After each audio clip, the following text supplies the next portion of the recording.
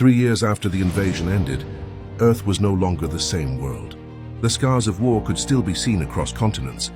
Entire cities had been rebuilt from ashes, and new governments had formed from the remnants of the old. From the chaos of survival, humanity created something new, the Earth Federation. For the first time in history, nearly every nation united under one planetary command. The invasion had proven one thing with terrifying clarity: Earth was not alone. And if one alien civilization had found humanity, others could as well. The Federation knew that waiting for another invasion would be a mistake. Humanity needed to expand beyond Earth, beyond the solar system, and establish new homes among the stars. Their destination was a distant world once discovered by astronomers decades earlier. A planet orbiting a distant star, Kepler 22b, located hundreds of light years away.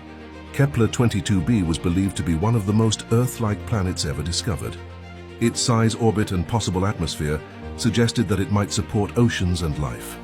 If humanity could reach it, the planet might become the first true colony beyond the solar system.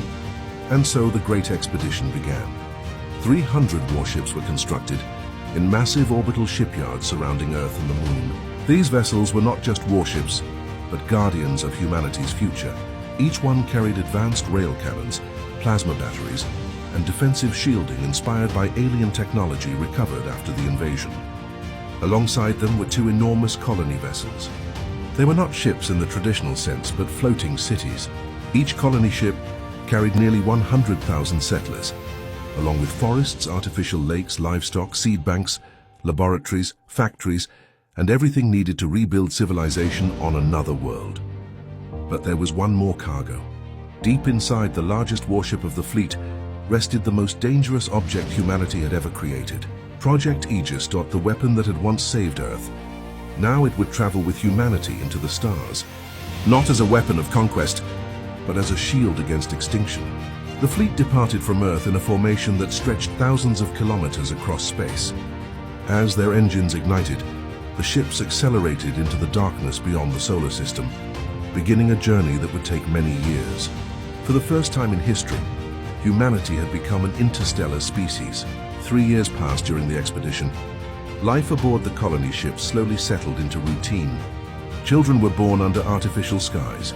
Scientists studied the stars. Farmers tended floating agricultural rings inside vast biodomes. The warships maintained constant patrol around the colonies, forming a protective sphere around humanity's fragile future. For 3 years, the voyage remained peaceful, until the sensors detected something impossible. At first, it appeared as a faint signal beyond the outer patrol line. Long-range scanners picked up an object, moving silently through the darkness. The fleet's alert systems activated instantly. Unknown vessels had entered the area. Within minutes, the shapes became clear: alien warships.